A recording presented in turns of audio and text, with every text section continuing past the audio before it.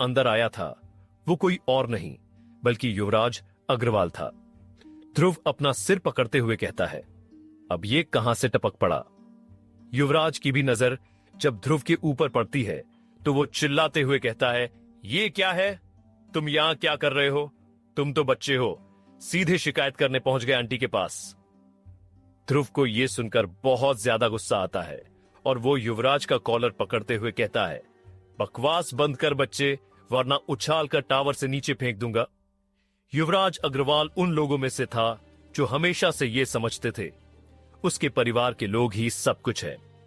आज तक किसी ने भी उससे ऊंचे शब्द में बात नहीं की थी और जो भी वो चाहता था वो सिर्फ एक इशारे भर से उसे मिल जाता था। युवराज अग्रवाल को ऐसे पकड़ा हुआ देखकर रिया कहती है, उसे छोड़ दो ध्रुव। युवराज ध्रुव की आंखों में आंखें डालकर कहता है, क्या हुआ टफ गाय। रिया अग्रवाल मेरी आंटी हैं, ये जानकर तो तुम मुझे छू भी नहीं सकते, इतनी हिम्मत नहीं है तुम्हारे अंदर। यह सुनकर ध्रुव उसे सीधा पकड़कर ऊपर उठा देता है और वहां से छोड़ते हुए कहता है, मुझे फर्क नहीं पड़ता वो तुम्हारे अंकल ही क्यों ना हो। आज पहली बार युवराज को किसी ने ऐसे किया था। आज उससे पहली बार कोई ऐसा मिला था जिसने उसे ये एहसास दिलाया था कुछ चीजें ऐसी होती हैं जो किसी के नियंत्रण में नहीं आती हैं।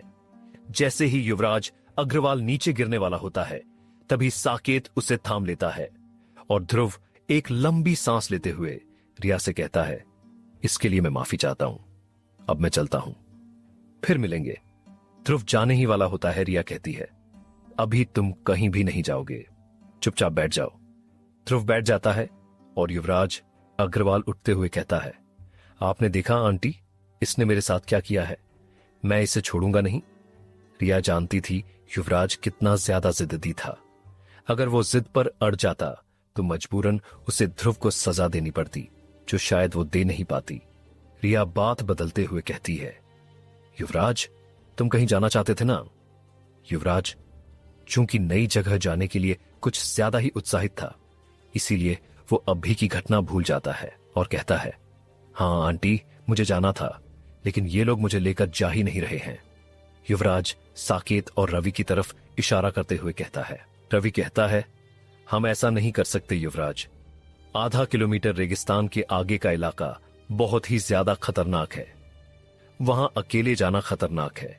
वो भेड़ियों और लोमड़ियों का इलाका है, भेड़िए और लोमड़ियां दोनों ग्रुप में रहते हैं, आपको तो पता ही होगा। युवराज गुस्से से उन्हें घूरते हुए कहता है, तुम दोनों चुप रहो प्लीज आंटी, मुझे वहां जाकर शिकार करना है। रिया जानती थी युवराज हद से ज्यादा जिद्दी है, उसके सामने किसी की एक नहीं चलती।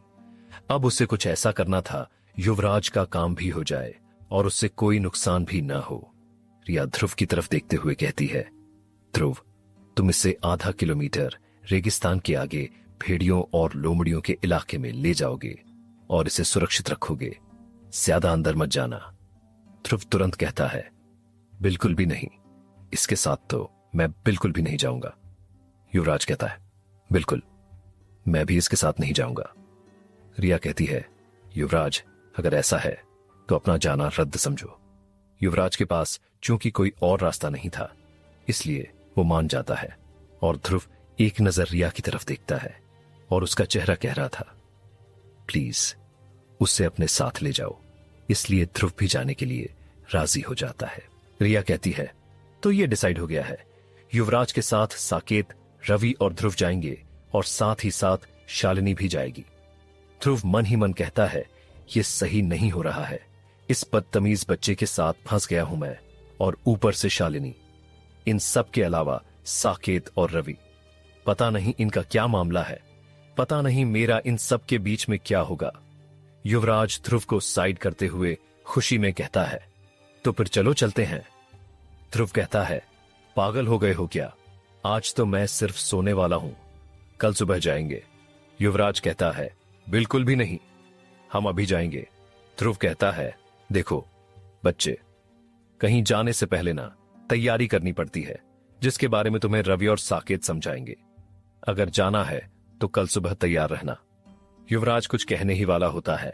रिया कहती है, युवराज मैं कह रही हूं ना, तुम कल जाओगे। युवराज एक गहरी सांस लेता है और कहता है, ठीक है, ये सब मैं सिर्फ और सिर्फ आपके लिए कर रहा हूं आंटी। ये कहकर युवराज वहां से निकल जाता है और रवि और साकेत भी उसके पीछे वहां से निकल जाते हैं। ध्रुव रिया की तरफ देखते हुए कहता है, क्या था ये? मुझे क्यों फंसा दिया उसके साथ? आशीष को फंसाना चाहिए था। रिया कहती है, आशीष को एक जरूरी काम के लिए भेजा है। ध्रुव कहता है, अच्छा ऐसा है क्या? रिया कहती है, हां। ध्रुव कहता है, ठीक है, मैं देख लूंगा, लेकिन ये आखिरी बार होगा।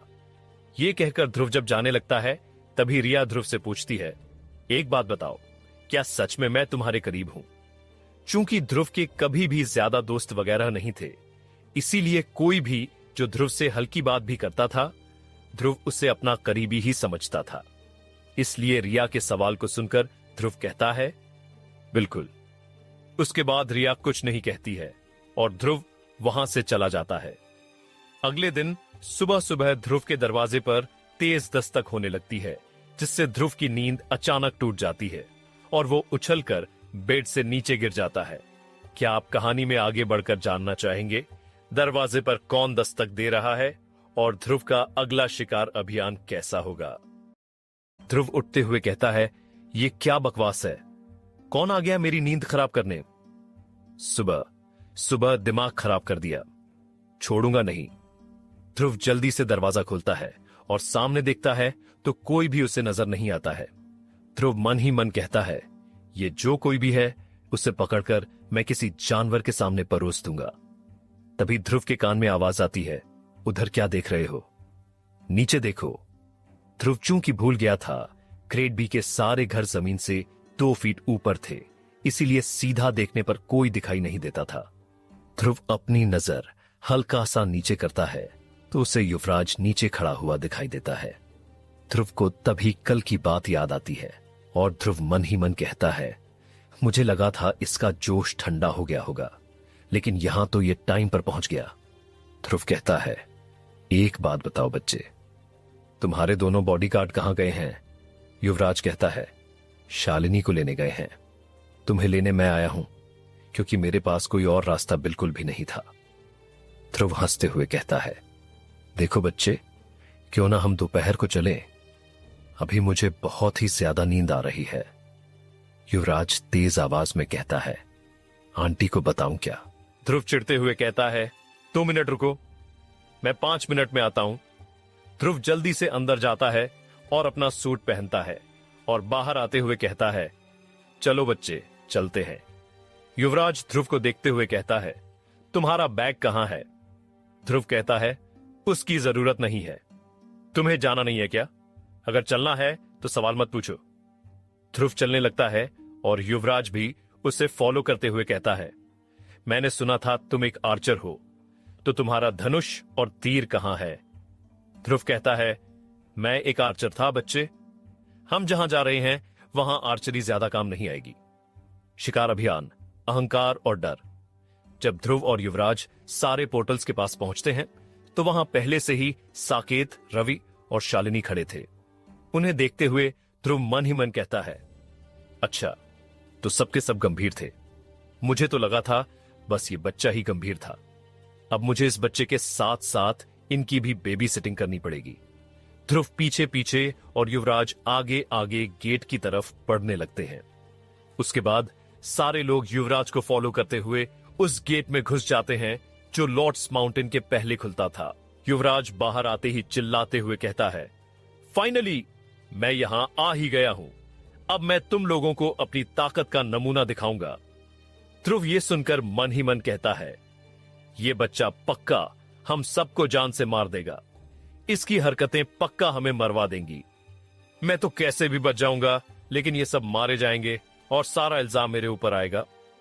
तभी युवराज एक कार्ड निकालता है और उसके हाथ में एक तलवार आ जाती है, जिसे हवा में लहराते हुए वो कहता है, भेड़ियों और लोमड़ियों, आ रहा हूं मैं, तुम सबके छोटे छोटे टुकड़े कर दूंगा।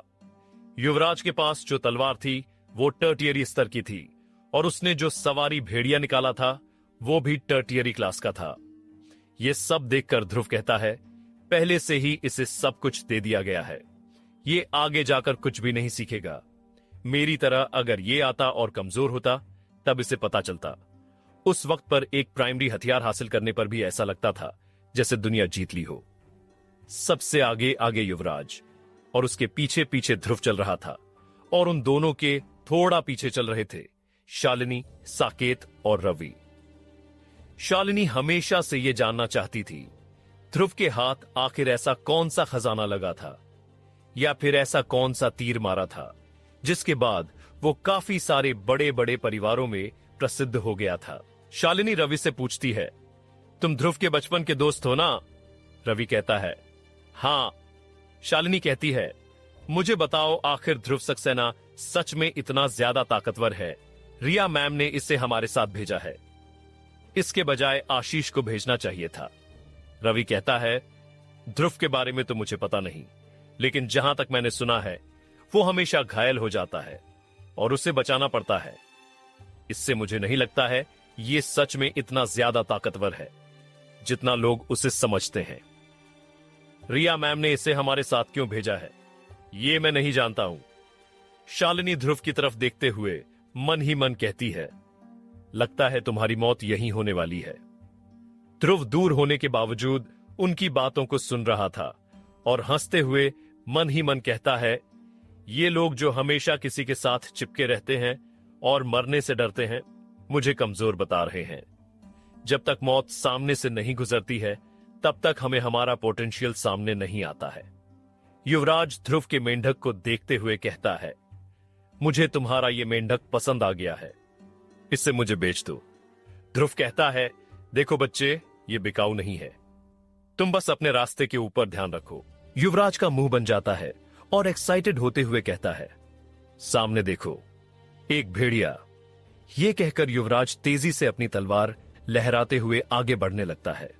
ध्रुव मन ही मन सोचता है, ऐसा कैसे हो सकता है? भेड़िए कब से अकेले होने लगे? वो तो हमेशा झुंड में रहते हैं, जरूर कुछ गड़बड़ है। ध्रुव चिल्लाते हुए कहता है, आगे मत जाओ बच्चे, जरूर कुछ गड़बड़ है। युवराज कुछ भी नहीं कहता है और बस आगे जाता रहता है। शालिनी, साकेत और रवि भी तेजी से आगे बढ़ने लगते हैं। ध्रुव गुस्से में खुद से कहता है, ये मेरी बात मान क्यों नहीं रहे हैं? दिमाग से पैदल हैं क्या? क्या आप जानना चाहेंगे ध्रुव का शक सही साबित होता है या नहीं, और आगे जंगल में क्या होता है? युवराज तेजी से उस भेड़िए की तरफ बढ़ रहा था और उसके पीछे पीछे शालिनी, साकेत और रवि। ध्रुव चिल्लाकर उन्हें रोकने की कोशिश करता है, लेकिन तब तक वे लोग काफी ज्यादा आगे जा चुके थे। ध्रुव को काफी ज्यादा गुस्सा आ रहा था, लेकिन कोई और रास्ता नहीं होने की वजह से ध्रुव को उन्हें फॉलो करना ही पड़ता है। युवराज और बाकी तीनों को अपने पीछे आते हुए देखकर वो भेड़िया तेजी से आगे की तरफ भागने लगता है। वैसे भी वो भेड़िया सिर्फ सेकेंडरी क्लास का था, जिस वजह से बाकी के लोग उसे सीरियसली नहीं ले रहे थे और युवराज के साथ आगे बढ़ते ही जा रहे थे। थोड़ी आगे जाने के बाद वो भेड़िया एक पत्थरीले घाटी में घुस जाता है और युवराज जोश के साथ आगे बढ़ता ही रहता है, और साथ ही साथ बाकी के तीनों भी। तभी वो भेड़िया एक खुली सी जगह में आ गया था जो चारों तरफ से पत्थरों से घिरा हुआ था। जिस रास्ते से चारों आए थे वो इकलौता रास्ता था वहां आने का। वो भेड़िया वहां रुक जाता है और घूमकर युवराज और बाकियों को देखने लगता है। युवराज चिल्लाते हुए कहता है, अब तुम्हें समझ में आ गया है, तुम फंस गए हो, अब कहां जाओगे भेड़िए? ध्रुव भी एक ऊंची जगह पर पहुंच गया था और उन्हें देखने लगता है। थोड़ी देर तक देखने और सारे सिचुएशन को एनालाइज करने के बाद ध्रुव कहता है, क्या बकवास है ये सारे लोग गंदा फंसे हैं। जैसे ही युवराज और बाकी के 3 लोग उस खुले मैदान में घुसते हैं, तभी हर तरफ से भेड़िए आकर उन्हें घेर लेते हैं। उनका इकलौता बचकर जाने का रास्ता भी अब बंद हो गया था। इस सिचुएशन में फंसने के बाद सबको इस बात का रियलाइज हो गया था, अकेले भागने वाले उस भेड़िए ने उन्हें काफी गंदे तरीके से अपने जाल में फंसा लिया है। युवराज, जो अब तक इतना ज्यादा एक्साइटेड था, वो भी अपने आप को ऐसे देखकर डर के मारे कांप गया था। वो जल्दी से रवि और साकेत के पीछे छिपते हुए कहता है, मुझे बचाओ। रवि और साकित दोनों एक दूसरे की तरफ देखते हुए कहते हैं, हम भी फंस गए हैं। अगर इसे नहीं बचाया और खुद को बचा लिया तो रिया अग्रवाल हमें मारकर लटका देगी। अगर उसे बचाने गए तो पक्का हम मारे जाएंगे। शालिनी चिल्लाते हुए कहती है, बकवास करना बंद करो। यहां सिर्फ प्राइमरी और सेकेंडरी भेड़िए हैं, उन्हें तो हम आसानी से निपटा सकते हैं। रवि कहता है, फिर भी उनकी तादाद हद से ज्यादा है। हम कब तक और कितनों को?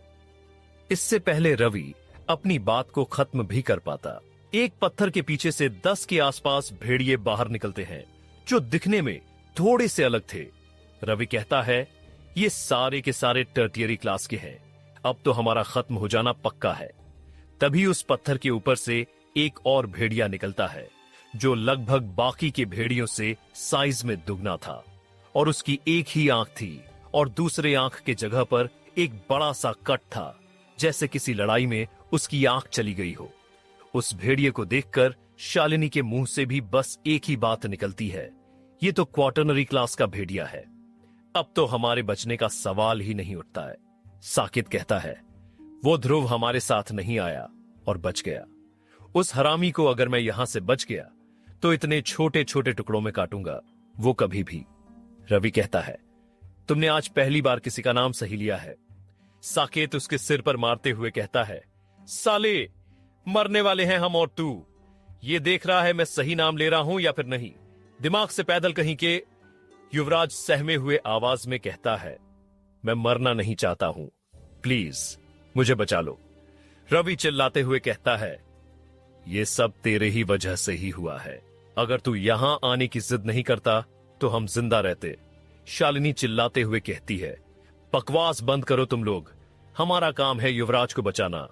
मैं आगे आगे रास्ता बनाती हूं और तुम लोग मुझे बैकअप देना।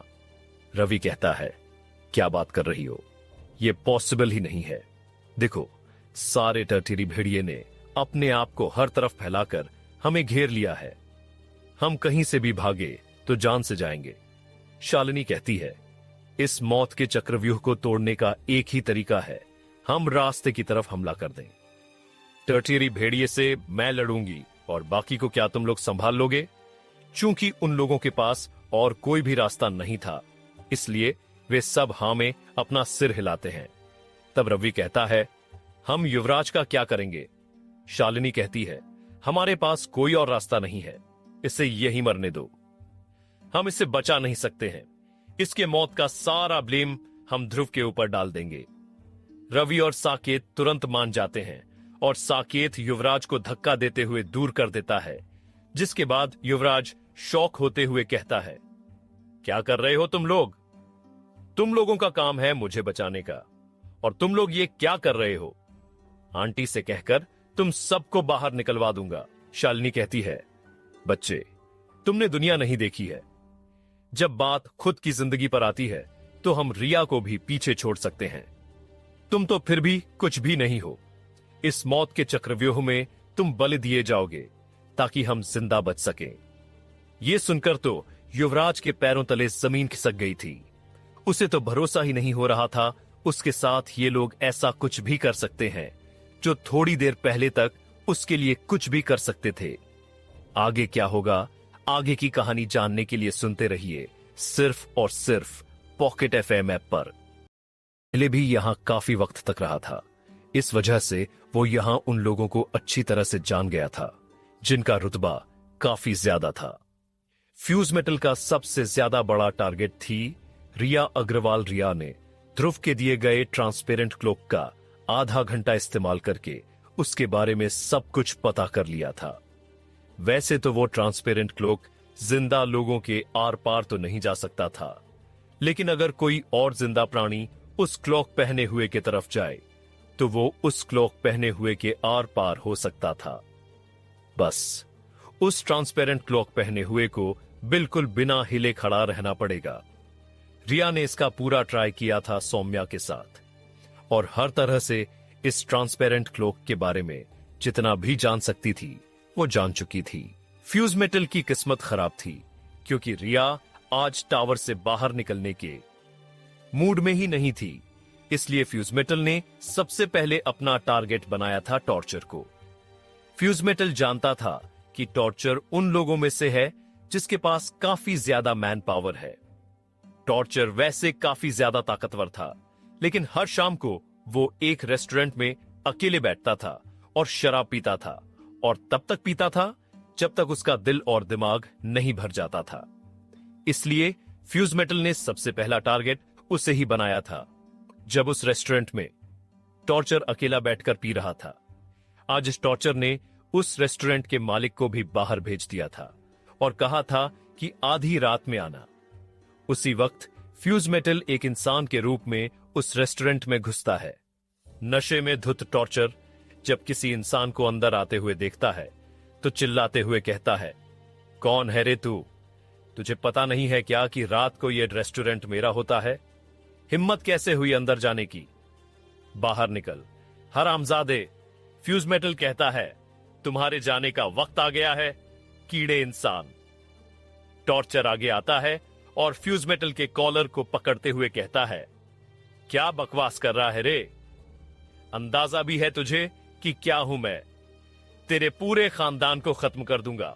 तभी फ्यूजमेटल अपना मुंह खोलता है और उसके अंदर से एक चिपचिपा लिक्विड निकलता है और टॉर्चर के मुंह को बंद कर देता है। अपने भाई के मरने के बाद फ्यूजमेटल ने काफी ज्यादा तरक्की की थी। उसने कुछ ऐसे ऐसे मूव को ईजाद किया था जिसके बाद उसे कभी भी अपने भाई की तरह मरने की जरूरत न पड़े। टॉर्चर तड़पने लगा था और उसका सारा नशा वहीं उतर गया था। वो अपने मुंह को उस चिपचिपे चीज से अलग करने की कोशिश करने लगा था, लेकिन इस कोशिश में उसका हाथ भी चिपक गया था। तभी फ्यूजमेटल उसका हाथ पकड़ता है और थोड़ी ही देर के बाद फ्यूजमेटल टॉर्चर का रूप ले लेता है, जिसके बाद असली टॉर्चर की आंखें शौक के मारे बड़ी बड़ी हो जाती हैं।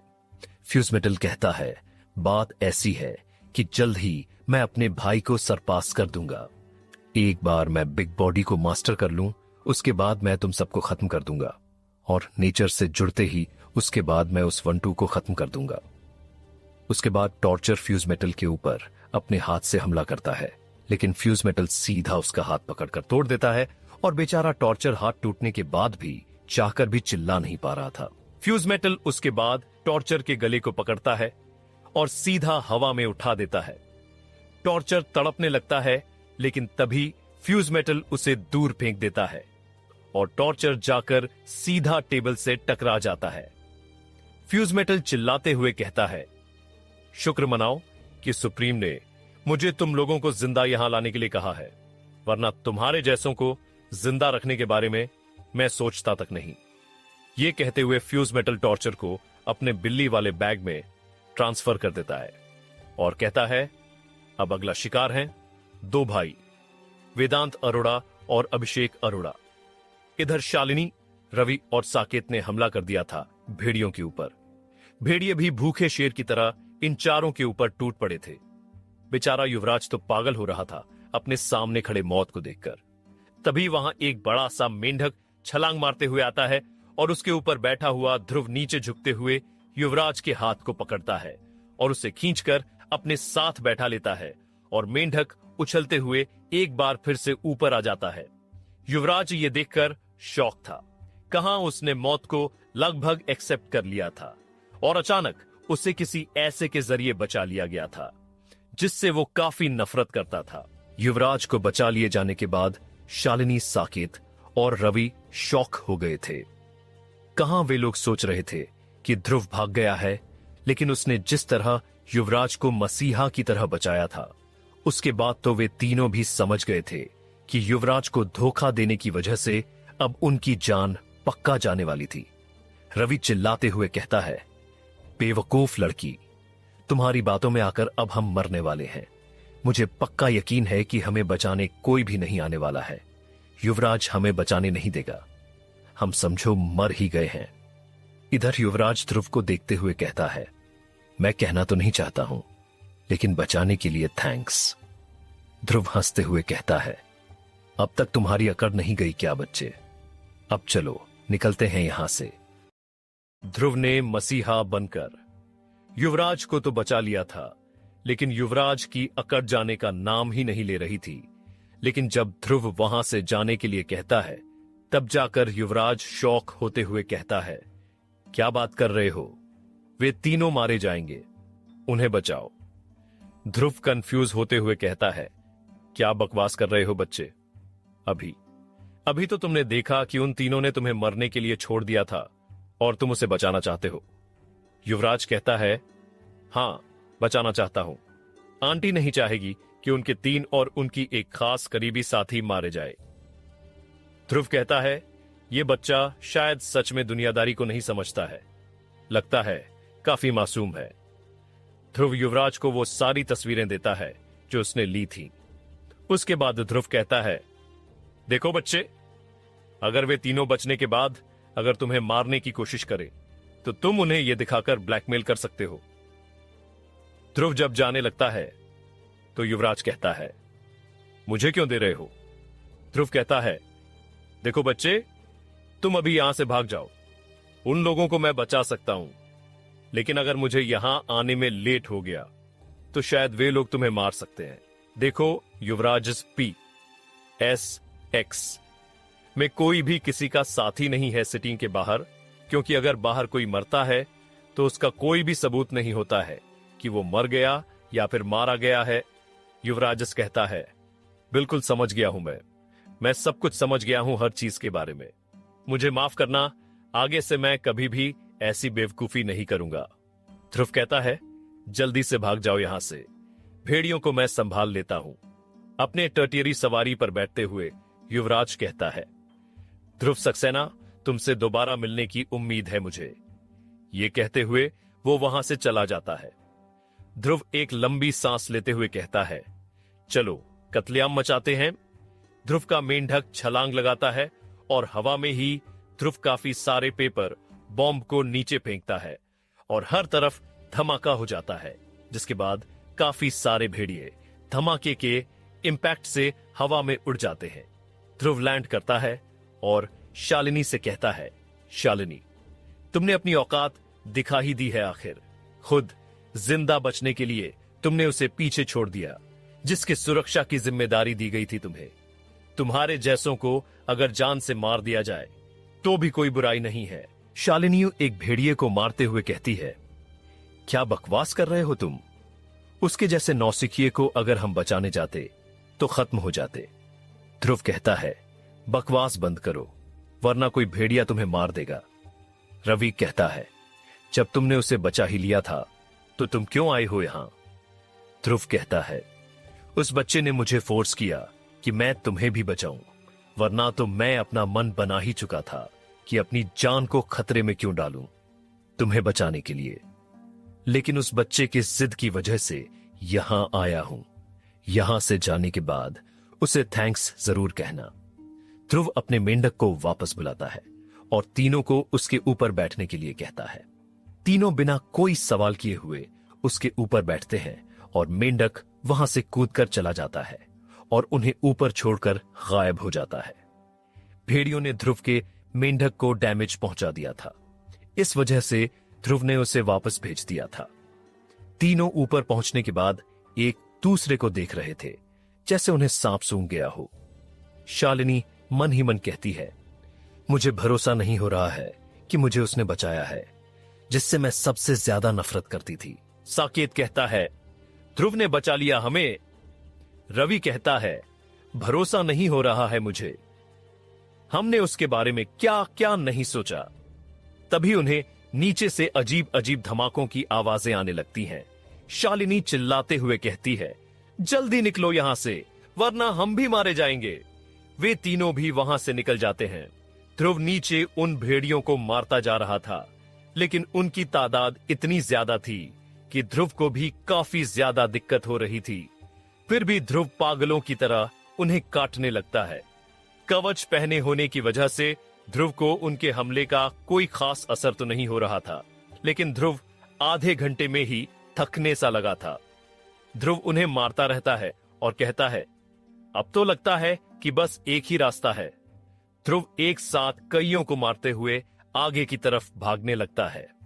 ध्रुव एक जगह रुक जाता है और काफी सारे पेपर बॉम्ब को जलाते हुए ट्रांसपेरेंट क्लोक वाले कार्ड को डालते हुए ग्राउंड के अंदर घुस जाता है।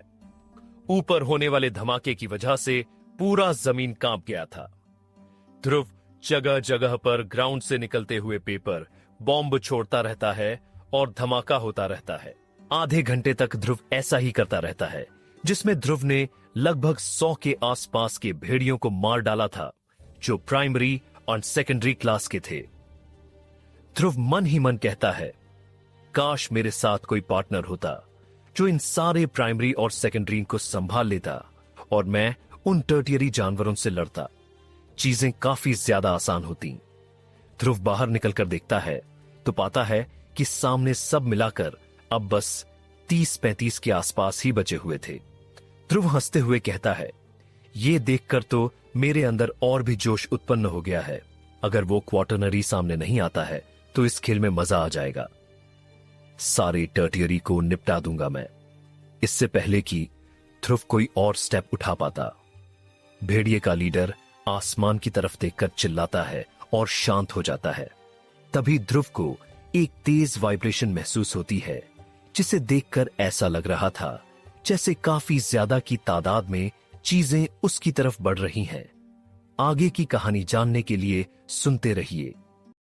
तो एक क्वार्टरनरी लोमड़ी लीड कर रही थी, जबकि 1 दर्जन के आसपास टर्टियरी लोमड़ी उसके पीछे थी, और उन सब के पीछे तो सैकड़ों की तादाद में प्राइमरी और सेकेंडरी लोमड़ियां थीं। उन्हें देखकर ध्रुव हंसते हुए कहता है, अच्छा, तो इस वजह से आज तक कोई भी इंसान जो यहां लड़ने आया वो जिंदा नहीं लौटा। वजह है लोमड़ियों और भेड़ियों की दोस्ती। जब इस क्वार्टरनरी भेड़ियों ने पहली बार आसमान में देखकर चीखा था, तब वो इशारा सिर्फ इन भेड़ियों को युवराज शालिनी और उन दोनों के ऊपर हमला करने का नहीं था, बल्कि साथ ही साथ इन लोमड़ियों को भी मदद के लिए आने का इशारा था। ध्रुव मन ही मन कहता है, मैं इतने ऊपर खड़ा हूं कि भेड़िए मुझ तक नहीं आ सकते हैं, और लोमड़ियों को आने में कम से कम 10 मिनट लगेगा। तब तक क्या मुझे मरे हुए भेड़ियों को जलाकर उनका एनर्जी फ्रूट लेना चाहिए? ध्रुव थोड़ा सा और सोचता है और अपने पेट चींटी को बाहर निकालता है और भेड़ियों की तरफ इशारा करते हुए कहता है, देखो, तुम क्वार्टरनरी कार्ड होकर भी पूरा का पूरा बेकार हो। अब एक काम करो, जब मैं इन्हें जला दूंगा तो तुम सारे एनर्जी फ्रूट को मेरे पास ले आना, खास करके उस एक टर्टियरी भेड़िए का। यह कहकर जब ध्रुव नीचे देखता है तो शॉक हो जाता है। उसका छोटा सा दिखने वाला पेट गायब हो चुका था। ध्रुव इधर उधर देखते हुए कहता है, कहां गया? तभी ध्रुव की नजर भेड़ियों की तरफ वाले लाश के ऊपर पड़ती है और ध्रुव शॉक के मारे फ्रीज हो गया था। उसकी वो चींटी पेट भेड़ियों के लाशों को ही खाती जा रही है। जितनी स्पीड से वो भेड़ियों के सारे लाशों को खा रही थी, उतनी स्पीड में तो ध्रुव सोचता तक नहीं था। चींटी भेड़िए के एक लाश को सीधा ऐसे निगल जा रही थी जैसे वो छोटा सा टुकड़ा हो। सारे भेड़िए उस चींटी को पकड़ने के लिए उसके पीछे भाग रहे थे, जबकि वो चींटी मजे से सारे लाशों को खाती जा रही थी और भेड़िए उसे पकड़ तक नहीं पा रहे थे। ध्रुव अपना सर तब पकड़ लेता है जब वो चींटी आखिर भेड़िए यानी कि टर्टियरी भेड़ियों के लाश को भी खा लेती है। उसके बाद वो तेजी से दौड़ते हुए वापस ध्रुव के पास आ जाता है। ध्रुव को अभी इतना गुस्सा आ रहा था कि अगर वो चींटी एक पालतू जानवर नहीं होती तो ध्रुव अब तक उसे कितनी बार मार चुका होता। ध्रुव उसे वापस भेजते हुए कहता है, इस पालतू जानवर के बारे में मुझे बहुत कुछ जानना पड़ेगा। अगर इसे ऐसे ही छोड़ दिया तो आगे चलकर ये मुझे बर्बाद कर देगा। ध्रुव को लोमड़ियों की सेना आंखों से आती हुई नजर आती है। उसके बाद ध्रुव हंसते हुए कहता है, लोमड़ियों, हम जल्द ही वापस मिलेंगे। जब हम मिलेंगे तो तुम्हें खत्म कर देंगे। ये कहते हुए ध्रुव धीरे धीरे जमीन के अंदर घुस जाता है और वहां से निकल जाता है। ध्रुव काफी दूर एक ऊंची जगह पर जमीन से बाहर निकलता है और उसके बाद दूरबीन से उस घाटी का नजारा देखने लगता है, जहां वे लोमड़ियाओं भेड़ियों के साथ मिलकर हर तरफ उसे ढूंढ रही थी, जिसने उन्हें लगभग बर्बाद कर दिया था। ध्रुव हंसते हुए कहता है, मेरा अगला टारगेट ये लोग ही होंगे। बस मुझे एक क्वार्टरनरी हथियार रेंट पर लेना पड़ेगा। ध्रुव धीरे धीरे वहां से डिवाइन सिटीन की तरफ निकल जाता है। इधर फ्यूज मेटल ने अपने अगले टारगेट को ढूंढ लिया था, जो थे अरोड़ा ब्रदर्स। ये दोनों अखिल भारद्वाज के साथ थे। फ्यूज मेटल जब उस जगह में घुसता है तो वेदांत अरोड़ा उससे देखते हुए कहता है, टॉर्चर बाहर निकलो यहां से, ये हमारा इलाका है। टावर के इस इलाके में तेरा आना मना है ना। फ्यूज मेटल जोश टॉर्चर के रूप में था। वो कहता है, बेवकूफ इंसानों, अपनी औकात भूल गए हो तुम शायद। ये सुनकर अखिल कहता है, सस्ता नशा कर लिया है क्या? क्या बोल रहे हो? अपनी औकात भूल गए हो क्या? टॉर्चर। अखिल जैसे ही टॉर्चर के करीब आने लगता है, बस टॉर्चर अपना मुंह खोलते हुए वो चिपचिपा लिक्विड वहां फैला देता है, जिसकी वजह से अभिषेक, अरोड़ा, वेदांत, अरोड़ा और अखिल चिपक गए थे। अखिल कहता है, ये क्या है टॉर्चर? फ्यूज मेटल अखिल को छूते ही उसका रूप ले लेता है और कहता है, शुक्र मनाओ कि तुम्हें जिंदा रहने देने का आदेश दिया गया है मुझे, वरना मैं तेरा सर काट कर ले जाता। ये कहते हुए फ्यूज मेटल तीनों को अपने बिल्ली वाले बैग में ट्रांसफर कर लेता है। तभी उसे पीछे से आवाज आती है, क्या कर रहे हो तुम? अखिल। फ्यूज मेटल, जो अब अखिल का रूप ले चुका था, वो पीछे मुड़ते हुए कहता है, और आखिरी दूसरा टारगेट राजवीर सक्सेना। राजवीर सक्सेना ने बस वेदांत अरोड़ा और अभिषेक अरोड़ा को गायब होते हुए देखा था, क्योंकि अखिल भारद्वाज को फ्यूज मेटल ने सबसे पहले गायब किया था। राजवीर कहता है, ये क्या किया? अखिल, वेदांत और अभिषेक कहां गए हैं? फ्यूज मेटल कहता है, चिंता मत कर, जल्द ही तू वहां पहुंच जाएगा। राजवीर सक्सेना कंफ्यूज होते हुए कहता है, क्या बकवास कर रहा है? अखिल, दिमाग हिल गया है क्या तेरा? तभी फ्यूज मेटल के हाथ से ऊर्जा से बनी हुई तलवार बाहर आती है, जिसे देखकर राजवीर जल्दी से एक तलवार निकालकर दिखाते हुए कहता है, तू अखिल नहीं है। कौन है तू? कहीं तू फ्यूज मेटल तो नहीं? फ्यूज मेटल जानता था कि अगर उसने ये बता दिया कि वो फ्यूज मेटल है, तो बटरफ्लाई माउंटेन के ऊपर होने वाली थ्रेड में जो अलायंस बनाया गया था, वो खतरे में आ जाएगा। इसलिए वो कहता है, ये हमारा बदला है, हम पायरेट्स का बदला। राजवीर फ्यूज मेटल की बात सुनकर कहता है, क्या बकवास कर रहे हो? पायरेट्स का हमने क्या बिगाड़ा है? उनसे हमारा कोई लेना देना नहीं है। आगे की कहानी जानने के लिए सुनते रहिए।